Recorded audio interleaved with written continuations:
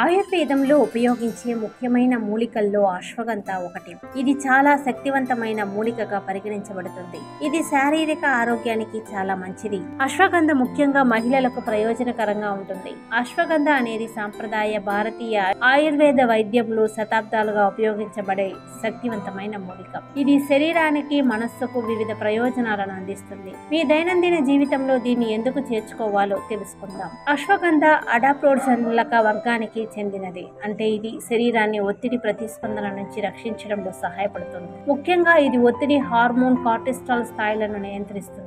దీన్ని తీసుకోవడం ద్వారా ఒత్తిడి, ఆందోళన తగ్గిపోతుంది. పని భారం వల్ల కలిగే ఒత్తిడితో కూడిన పరిస్థితుల్లో శరీరాన్ని అలసట నుంచి రక్షిస్తుంది. అశ్వగంధ నాడీ వ్యవస్థను క్రమబద్ధీకరిస్తుంది, మానసిక ఆందోళనను దూరం చేస్తుంది, స్పష్టమైన ఆలోచనకు దారితీస్తుంది, నిద్రను మెరుగుపరుస్తుంది, నిద్రలేమి సంబంధిత సమస్యల నుంచి ఉపశమనం కలిగిస్తుంది. అలాగే అశ్వగంధ మెదడు నాడీ సంబంధాలను బలపరుస్తుంది, జ్ఞాపక శక్తి, మానసిక పనితీరును మెరుగుపరుస్తుంది, విద్యార్థులకు మెదడుకు బలం చేకూరుస్తుంది, స్థిరమైన ఏకాగ్రతను సృష్టిస్తుంది.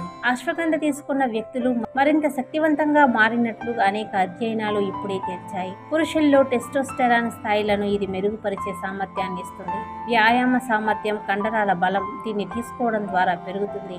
అశ్వగంధ బలమైన యాంటీ ఇన్ఫ్లమేటరీ, యాంటీ ఆక్సిడెంట్ లక్షణాలను కలిగి ఉండటం వల్ల కీళ్ల నొప్పులు, కండరాల నొప్పులు, ఆర్థరైటిస్ వంటి వ్యాధుల నుంచి ఉపశమనం కలిగిస్తుంది. శరీరంలో సాధారణ మంటను తగ్గిస్తుంది, రోగనిరోధక శక్తిని పెంచుతుంది. దీర్ఘకాలిక నొప్పి, వాపు ఉన్న వారికి ఇది సహజ పెయిన్ కిల్లర్ గా పనిచేస్తుంది. అశ్వగంధను ఎలా వాడాలి అంటే, దీన్ని పొడిగా చేసి వేడి నీటిలో కలిపి ఖాళీ కడుపుతో తాగాలి.